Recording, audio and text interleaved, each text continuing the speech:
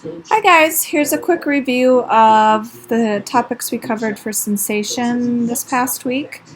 Most of us are familiar with our five senses, and this really kind of delved into the more difficult piece of sensation. Um, you guys did a great job coming up with various brain games and processing the monkey illusion. So here's a couple of other things to kind of think of on that line. Have you ever heard of the word mondegreen?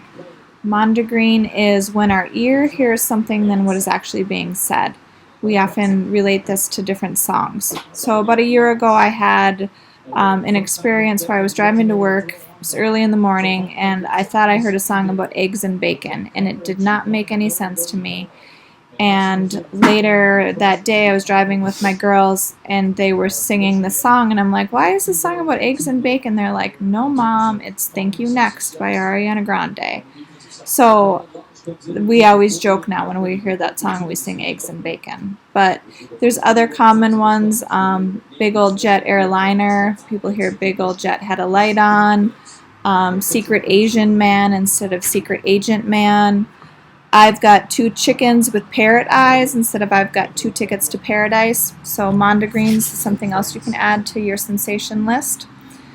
Our brain needs to focus, like you guys noticed in the monkey business illusion, because if we tune into everything, our brain would be overloaded and not be able to function. So just think of when you're driving down the street. You're not necessarily thinking about how the seat feels while you're sitting on it, or how your gloves feel on your hands. You've got to tune all of that out so you can drive safely from point A to point B. Another example of this is thinking about a soldier who has PTSD and is living back in a community.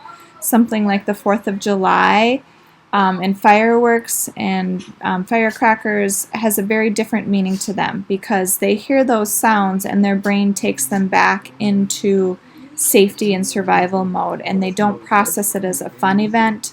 They process it as being in a war zone. So sometimes, even though our perception is not reality, our brain makes it so that our perception is our reality. Another example of this is when I work with kids who have trauma.